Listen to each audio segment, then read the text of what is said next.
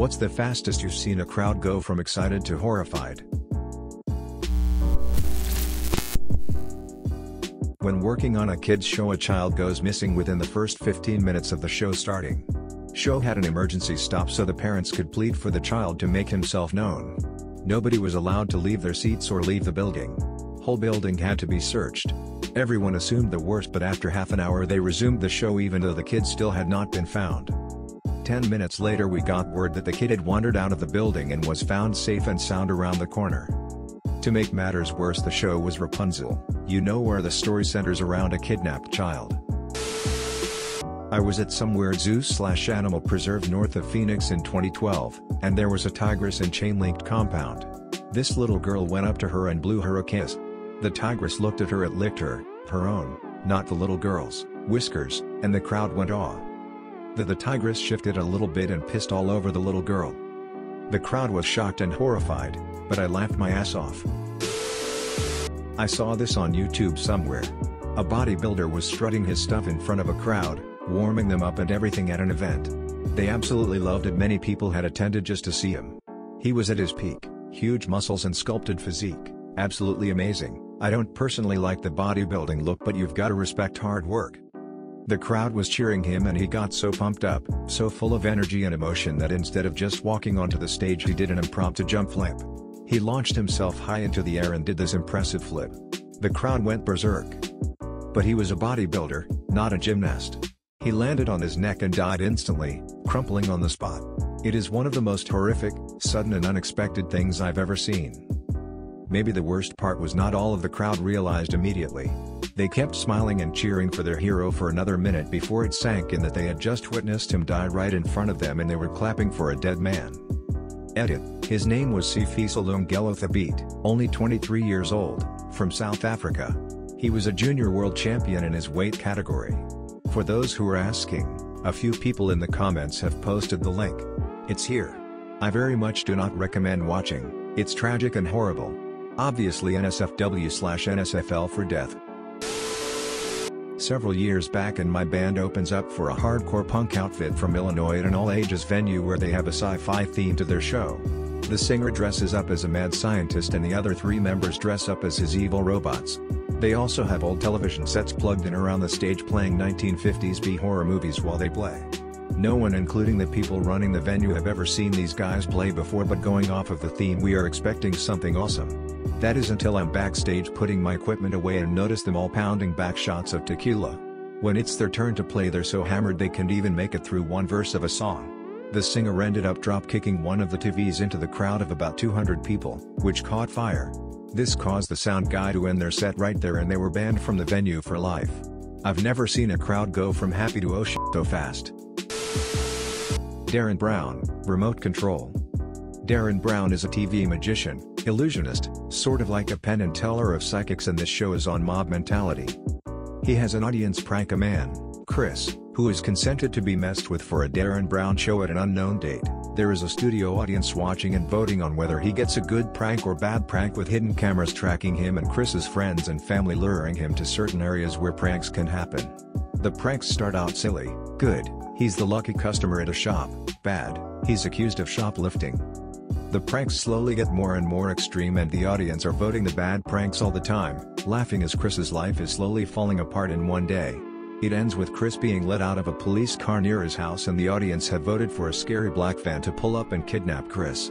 As the van pulls up, Chris runs away and the men chase him down, but when he turns the corner a car comes and knocks Chris down. The studio goes quiet, the lights go on and Darren says nothing, letting the audience take in what happened, giving them nothing.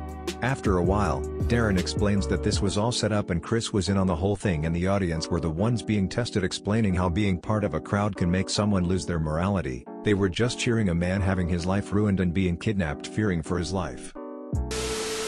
Woodstock 99. Everyone was super cool and chill and all of a sudden it felt like the winds shifted. It was palpable, like you could cut the air, it was so heavy. Got a super bad vibe, so we packed up immediately and left. By the time we got to the first gas station, reports of fire and rioting started. An American comedian in the Republic of Ireland saying how happy he was to be in the United Kingdom. Similarly, a Canadian band hollering "We love England" at the beginning of their set in Glasgow. Monday Night Football, November 18, 1985. Washington Redskins vs. the New York Giants. I was pretty young at the time, so being allowed to stay up late on a weekday was a rare occasion. During one of the plays, Joe Theismann was sacked by Lawrence Taylor and Harry Carson of the Giants. The entire stadium went silent as Theismann would end up suffering a compound fracture of the tibia and fibula. What I remember most vividly is that the broadcast kept replaying it over and over again and seeing Shin snap at a 90-degree angle. It made me physically nauseous and had to walk out of the room. If I recall correctly, following the injury, broadcasting policies were changed so that constant replays like this would not be shown in the future. Edit. Surprised to see how memorable this was for others as well. As a budding Redskins fan at the time, I gained a huge amount of respect for Lawrence Taylor that day. I understand that injuries are a part of all sports. It's a level of risk that many are willing to take. It was the need to keep replaying it over and over again from every imaginable angle that made the impression. Thank you all for sharing your similar experiences. WWE's Over the Edge 1999. Owen Hart fell 70 feet to his death during the event, and the company inexplicably continued on with the show after he'd been taken to a hospital. A friend of mine decided it would be fun to try and see if he could smash a beer glass on his head. Up until then he was just being an enthusiastic drunk and had some positive attention. He then decided the beer glass thing was a good idea and promptly executed it. Head wounds bleed a lot in the first minute. Crowd went from "Wah, you're cute" to "F he's gonna die." I sobered up in an instant and got a semi-clean towel for him to stop the bleeding. Thankfully head wounds also stop bleeding pretty quick in most instances. I, along with an entire beachfront of about 80+ people, watched a boat back up and chop a lady up into pieces. It was bad. I was at a Bo Burnham show he was recording for hit Netflix special, but unfortunately this part didn't make the cut. He was cracking jokes as usual, then asked everyone in the audience to crack their knuckles on the count of 3. It was the most horrifying evil sound any of us had ever heard. During a Buffalo Sabres game, Clint Malarchuk took an ice skate to the neck, severing his carotid artery and partially cutting his jugular vein. He almost bled out on the ice. The sight was so horrifying 2 fans had heart attacks and 11 others fainted. Numerous fans vomited at the sight of all the blood.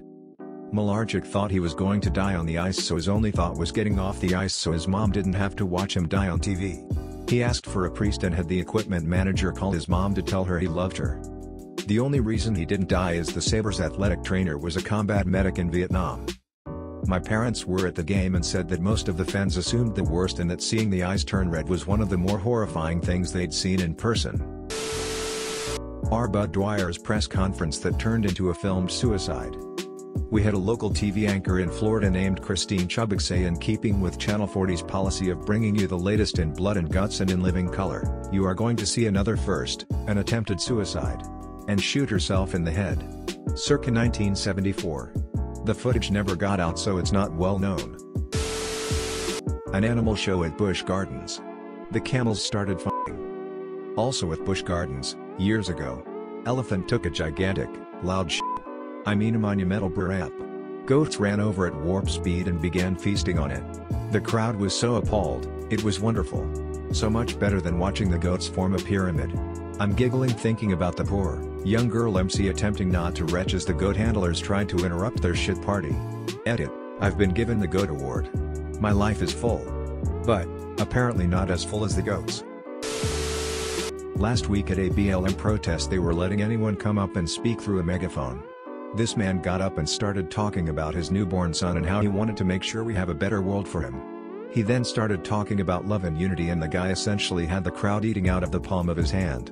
Then he brought up Bill Cosby and how he was arrested on allegations, and the crowd turned instantly. May 4, 2010. It's Sto den Herdenking in the Netherlands, where we remember all deaths of people that died through or because of war or peaceful operations. It was called to life after World War II.